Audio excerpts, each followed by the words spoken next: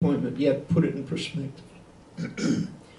A dance gone awry, a wrong note to be born and then put by, never mind how it echoed there among the wickerwork, the claustrophobic woods, the humidity sucking every bit of air out of the air. He wrote a tune for me that week, though I don't read music and had to have it someone who did teach it to me. A real in D, not an easy tune to play, but I've kept at it. Coming up on 25 minutes, I guess, right? A couple more, I'll just sneak in a couple more.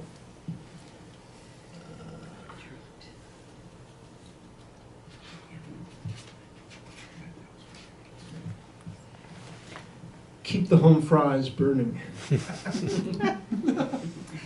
You are doing your assiduous distaff thing, slicing Idahos, dicing scallions, vacuuming the highboy, what all. I love these peppy kitchen and living room scenarios, the whiff of an ironing board in heat, the subdued twilight of a punched-up microwave, photons strafing the leftover mac and cheese, although nothing at all seems to be happening. These drive my idle boat between nostalgia and a sort of Westinghouse pavilion awe. Not that I partake in such domestic initiatives myself, being one of those who buys takeout and waits for the tumbleweeds to come blowing down the hall, evoking some whistled Sons of the Pioneers theme before plucking broom from closet or dustpan from wherever it's gotten to. You, on the other hand, like imposing yourself on your wares, buffing Formica to a spanking lapidary shine, making the oven gestate and the garbage disposal unit in the drain suck and gurgle on potato skins. I relish these enterprises from a distance, whereas you prefer to have your hand on the tiller, or what do you call that clutch-like apparatus that turns the kitchen sink into a slurping mechanical maw, boisterous and dangerous?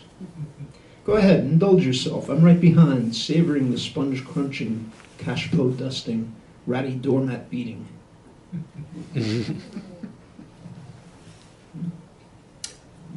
Two more short ones.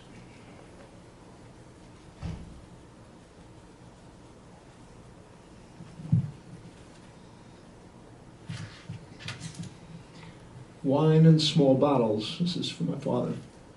It was a job, no worse really than any of the other lousy jobs he'd had. This was the Depression, and you took what you could get.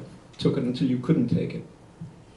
This job involved a new marketing ploy, wine in 2-ounce bottles. He had 2 suitcases full of samples to distribute to the bars in Bay Ridge. Bartenders, proprietors thought this was a pisser. They laughed and coughed and laughed some more. Whole bars full of out-of-work guys laughed at him. What you got there, Charlie? Soy sauce? Give me a couple of those for my 7-year-old. The suitcases were heavy. Eventually it got to him. Not just the job. The fact that pleasure either costs too much or comes in sub-pint-sized bottles.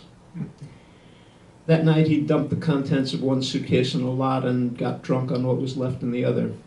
The dead soldiers tinkling at the bottom of the air shaft.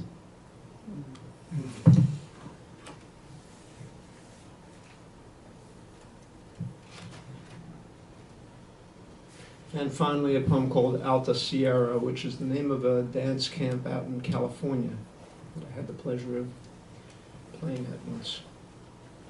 The dance camp weekend backfired. I stank of jealousy within 3 hours. You were frowered, smug breasts boring holes in your skimpy tank top. All around us, perfect weather lowered. We took a walk in the hills to clear the air, but the air was having none of it.